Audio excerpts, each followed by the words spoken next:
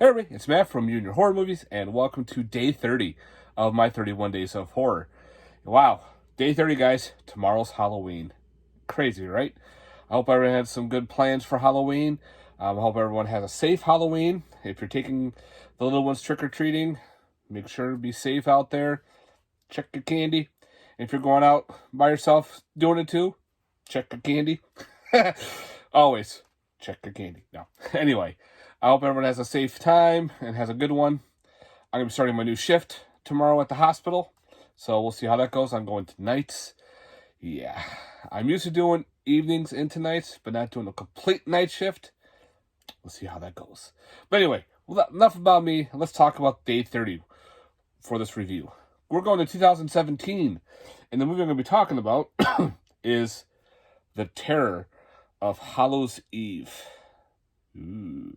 So yeah, this one, I don't remember where I bought it. I think I bought this on a website that it was actually sold as.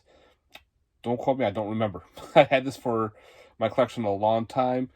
This is like a rewatch for me, so I figured this would be a great time to watch it because it takes place on Hallows Eve and Halloween.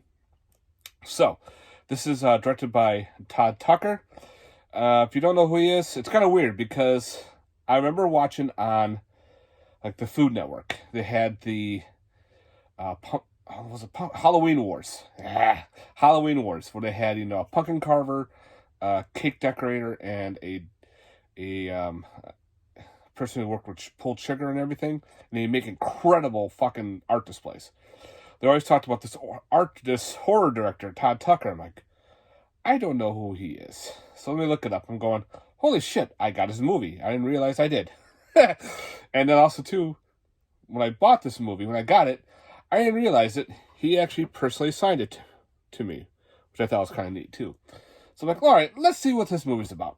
So I watched it way back, had a good time. I think this would be a perfect time to rewatch it.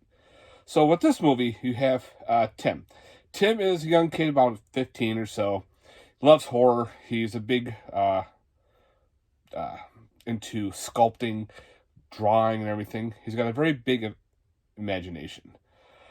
Not the very popular kid. He has no friends or anything. His mom is divorced, so she's trying to make ends meet being a night nurse.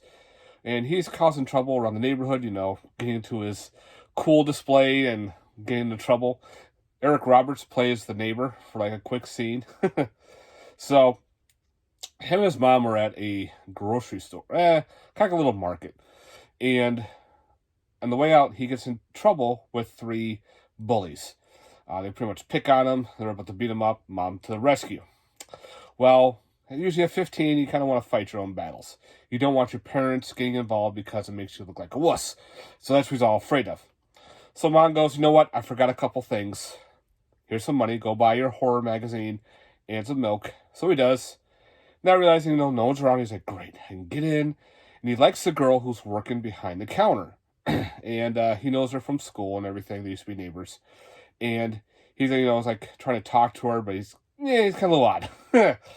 Well, on the way out, he ends up running back into the bullies because that's what you do. And, of course, they beat the shit out of him.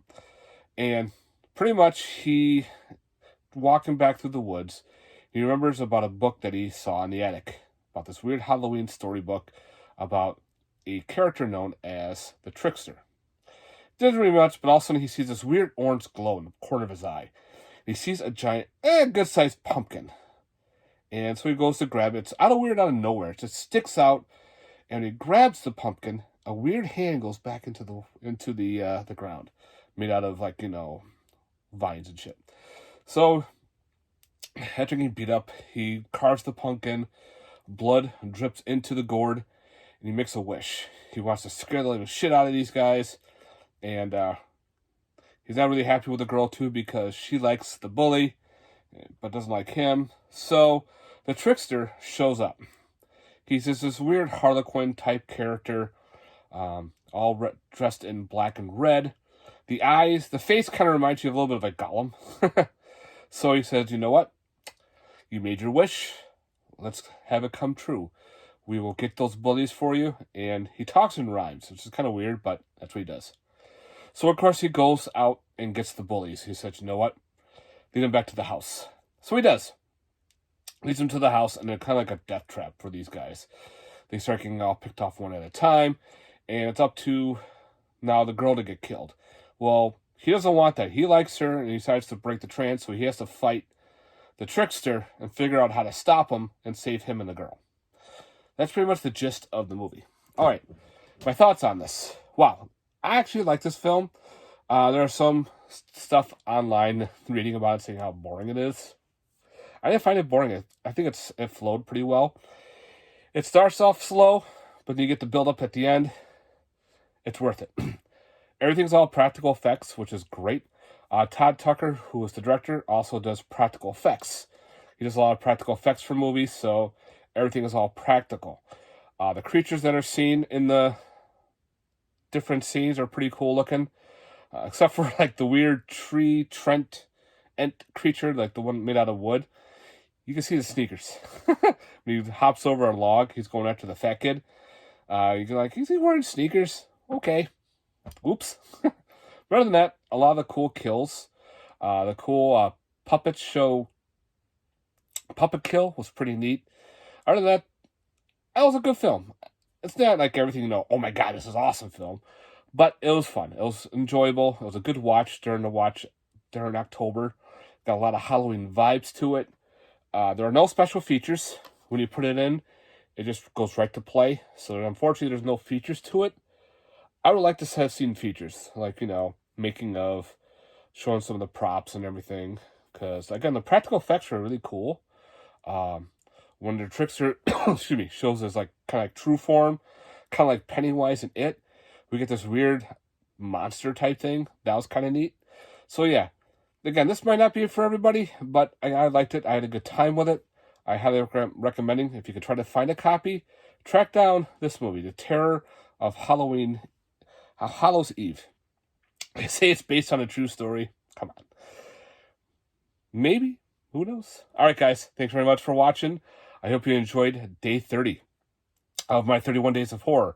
Let me know in the comments down below, guys. Have you seen this movie? Have you thought about it? I know you can actually watch it on YouTube as well. So it's all on there. So if you're thinking about it and you can't find a physical copy, it's on YouTube to watch the full movie. So check that out, guys. Thanks very much for watching. Again, let me know in the comments down below your thoughts. And stay tuned for one more review day. Good old Halloween. Later, guys. Peace.